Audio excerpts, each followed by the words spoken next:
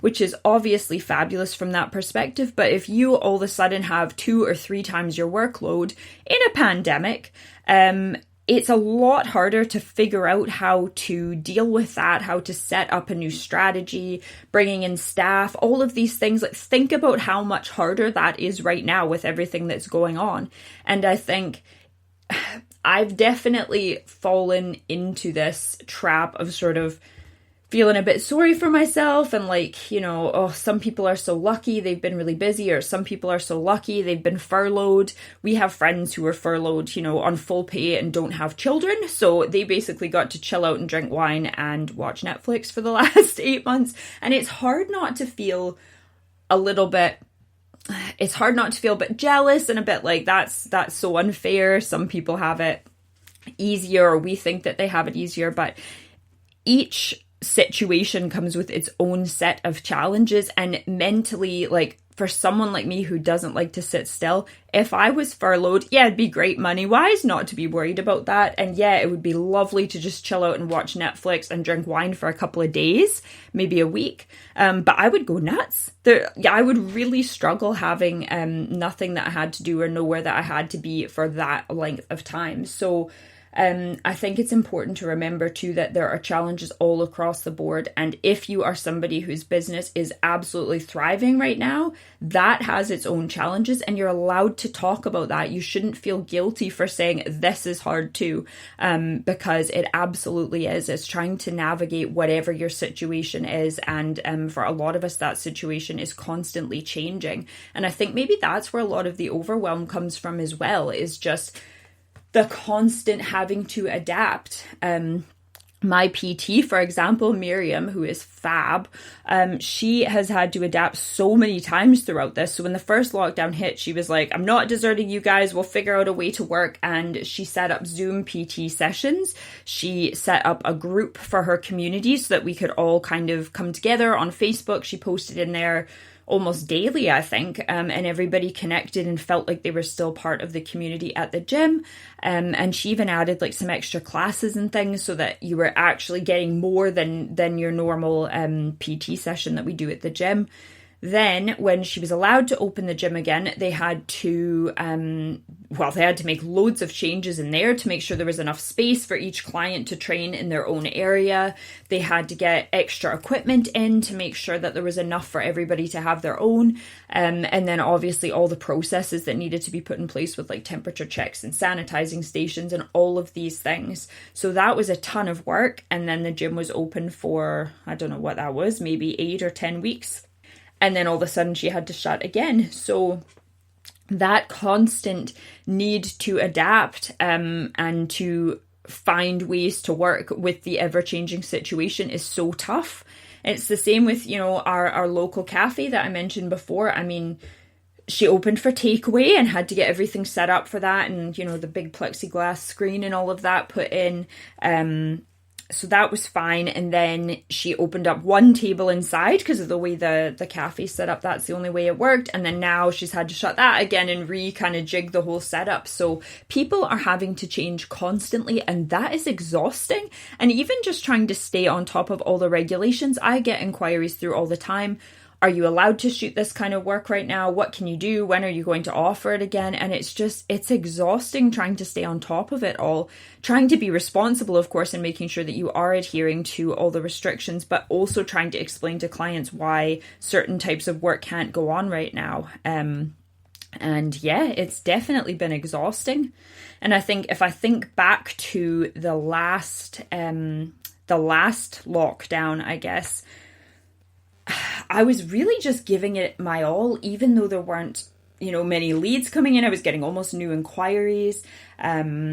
I was just going for it. And now I feel like it's a little bit different because I am getting inquiries through, but there's a lot of sort of questions to be answered and trying to figure things out. I had a call last night with a couple who are getting married in January, and just, you know, they've basically had to put 3 different scenarios together because we don't know where we'll be in the lockdown by then. They know that they should be able to get married unless the tier 4 restrictions get even stricter. But yes, it's basically trying to guess ahead and plan for every possible scenario, and it's exhausting. And this is why we all feel burnt out. I think, I've probably not touched on everything today, but where I want to end things is just to say how important it is to be honest. I used to get really scared to talk about these things. I used to think that people would look at that and go, well, she's not professional, or she's obviously not very on top of things if she's feeling that way. But realistically, if that's how people feel about me being honest about what's going on in the world and honest about my feelings, they're not my ideal clients.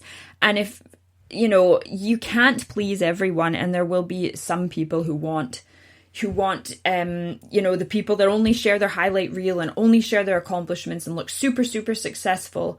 But there's so much more than that. I think we all have successes and accomplishments, but we also all have difficult days and difficult weeks and sometimes difficult months. And I think talking about that and normalizing the fact that we do get burnt out, we do feel overwhelmed, this is hard, that's going to help us all feel better. Because one of the worst things about having your own business, and I love having my own business, so this is one of the very few pitfalls, is that when you work for yourself, it can get really lonely. And when you start feeling overwhelmed, or like things aren't going the way that you want them to go, when you're on your own, it's that much harder because you don't have a team. You don't have other, colleagues or employees that you can pass stuff down to. You are your brand. You are trying to do it all yourself. You're wearing every hat. And that in itself is especially tough to navigate this year, I think, or at least I've felt that way. I don't know if you have.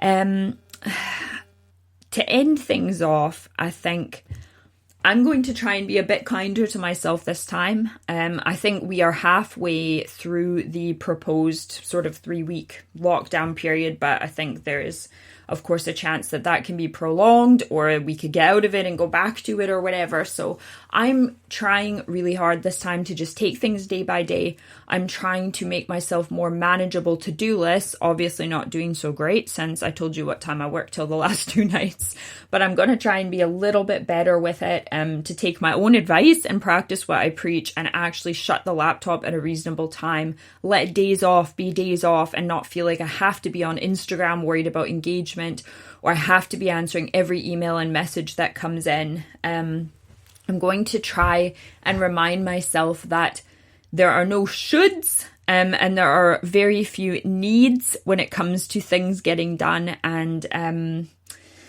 to be a little bit kinder to myself and a little bit more reasonable about what is an acceptable workload and what I really do need to get done. And for me, I think I've been working a bit too much lately, probably a lot too much, because as I've been getting work and inquiries in, I feel like I have to take on everything and I need to just go with the work, because who knows when the next inquiry will come in. I think it's hard not to think like that with everything that's gone on this year, but I think if ever there was a good New Year's resolution to make for myself, and probably for a lot of you, it was to have a better work-life balance, give yourself a break and not feel guilty for taking time off.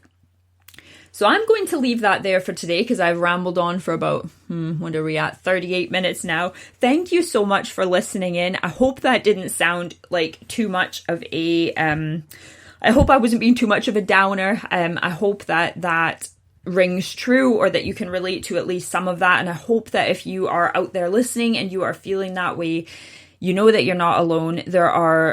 I think it's fair to say the majority of us are feeling this way at least some of the time. So give yourself a break. You are not alone. And if you fancy a friendly chat over Zoom, or a walk in the park, if you stay local to me in Glasgow, or even if you just want to chat over Instagram, I love a chat. I always love meeting new people, and I'm totally up for it anytime. Please send me a message and we can connect there. I think that is one really good thing that has come out of this pandemic, is that, more of us have felt open to reaching out to other people and just saying like, hey, we're like-minded, let's have a chat about this. So if that's you, get in touch. And in the meantime, give yourself a break, do something nice for yourself today. And tune in next week. I will have a guest back on. You don't have to listen to me drone on my own again. I will let you know who that is in the days to come.